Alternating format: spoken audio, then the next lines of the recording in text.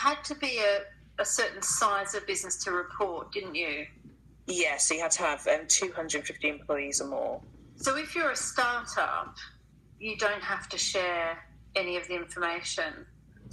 You don't, but there are calls for the numbers to be lowered.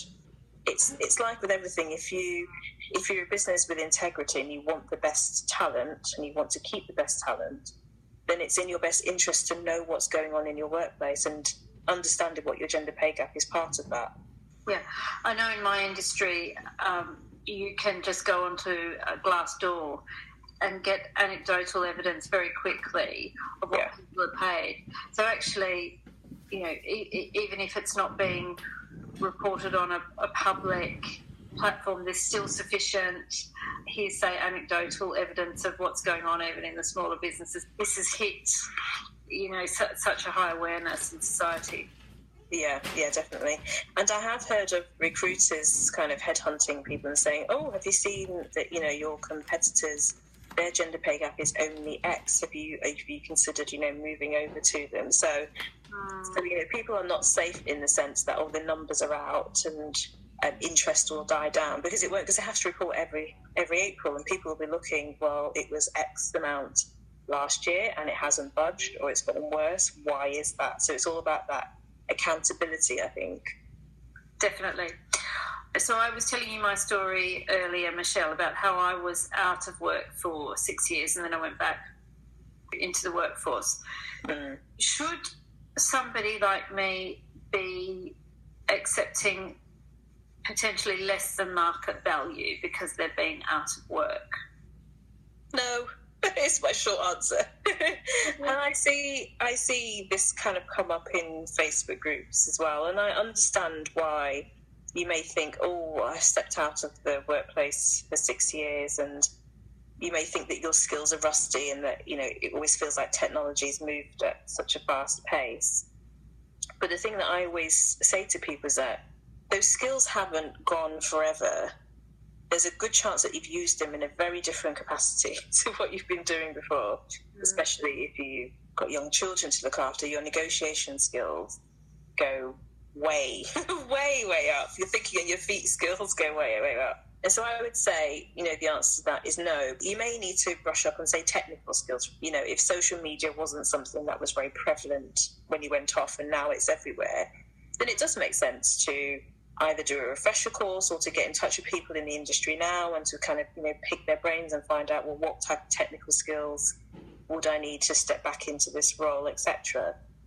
But I also think it's useful not to discount the skills that you have gained.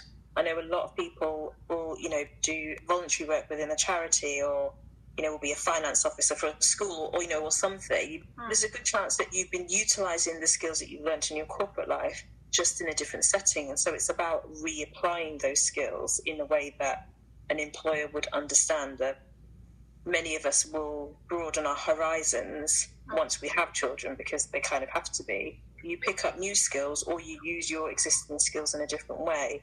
But it's all about the packaging of it. And I think once you can get your head around that you do have skills that are of value, you just need to learn how to market them properly. Then you can get into that space of, I can ask for market rates and maybe even more, and here are the reasons why. This is what I've been doing while I've been off.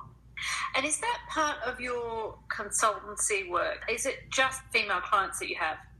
Yes, at the moment. And I think it's probably because of the language that I'm using and the, you know, the groups that I'm in, that it just kind of falls that way, that a lot of women feel a kind of connection to the way that I'm talking and the things I'm talking about. That's not to say that if I had some men that wanted help with this, that's not to say that I wouldn't help them too, because you can't broad brush and say that, men are better at negotiating than women, because some men might be just as terrified. Very often what happens is someone will say, I've seen this role and I want to go for it, and I think I'm going to ask for this, this and this, because I think that's what they'll go for. And I'll be like, no, it's not about just focusing on what they will go for. What do you actually want? What would make that worth it? What would make it easier for you? What would work for your family? I often say to people, have you sat down and talked with your partner about what you're going to ask for?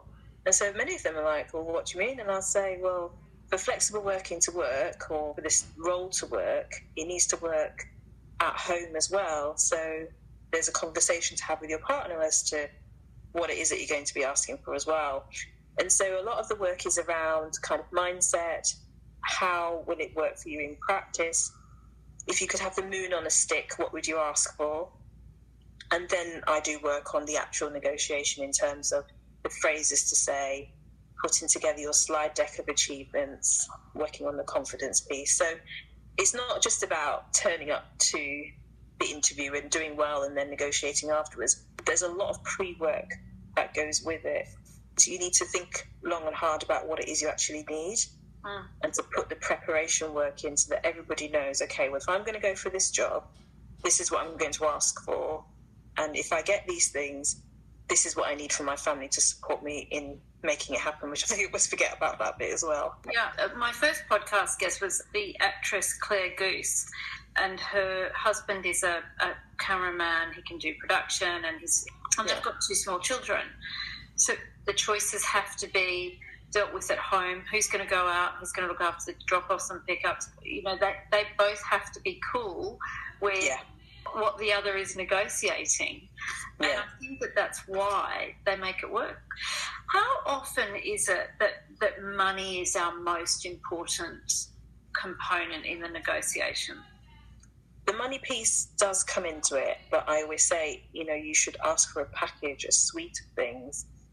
So, you know, you can ask for more money and you may get what you ask for, you may get less than what you've asked for.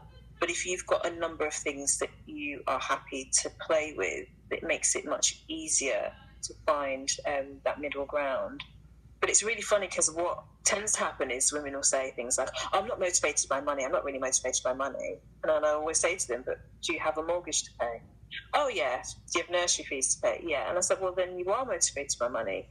And so what I try to do is I say to them, okay, well, let's take it a step back. If you had the extra, I don't know, 10 grand that you were asking for, what would you do with it?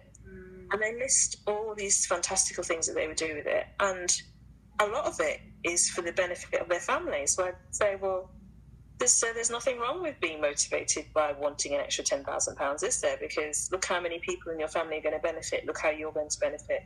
But again, it's that mindset piece of saying to them, it's okay. If more money is what you want, it's okay to admit it. And it's okay to ask for it.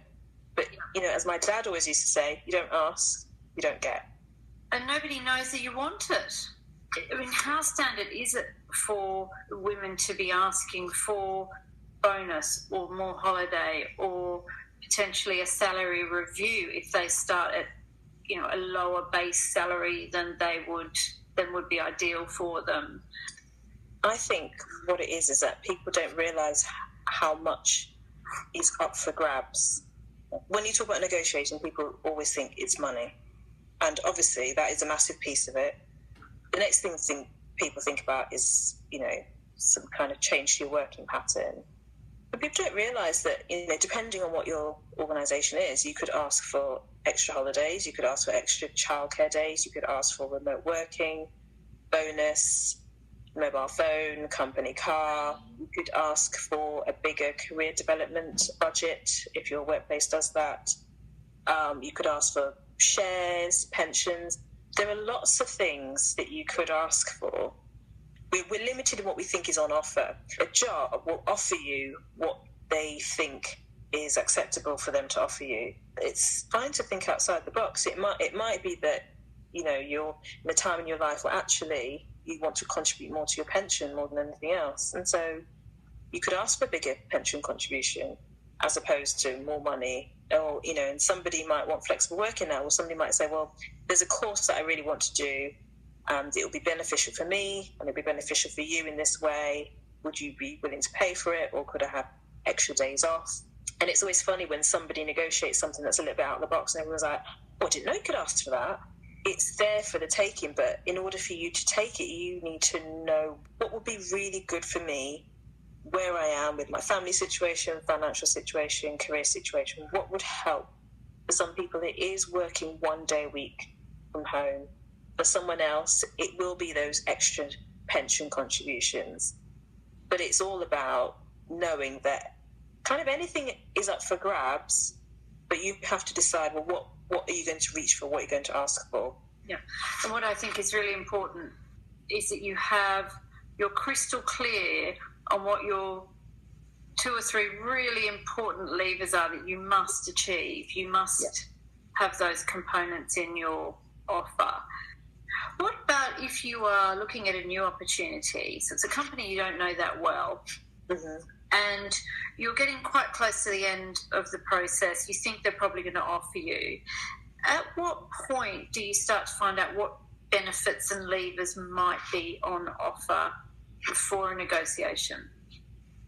Well, I usually advise to kind of enter negotiations once you've been offered the job, because it's much easier to negotiate then rather than prior to knowing if they want to have you or not, is what I would say. But I think, once you've been offered the post, that's when you say, I'm obviously really, excited to be working with you, and I just have, a few extra questions around the whole salary package, and I'd like to have a look at that to just to be sure that this is the right move for me. And I think some people are worried about that because they might think, oh, it looks like you're not really committing. But the reality is that you're dotting your I's and you're crossing your T's, and you're making sure that you know everything that you should know.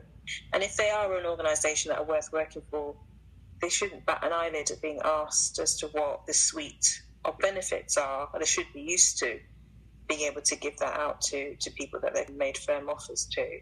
And if there's any hesitancy, I would be a bit concerned because I know people who have taken jobs and think it's the best thing ever, and then they start and then they realise there's things that they assumed would be there and isn't.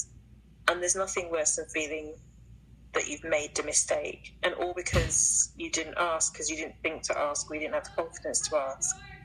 I would say that that's the time. And, and you can do a bit of detective hunting with, talking to headhunters or industry peers. You mentioned Glassdoor. LinkedIn is great for that kind of stuff. There are ways to find out information. We're in the age of information.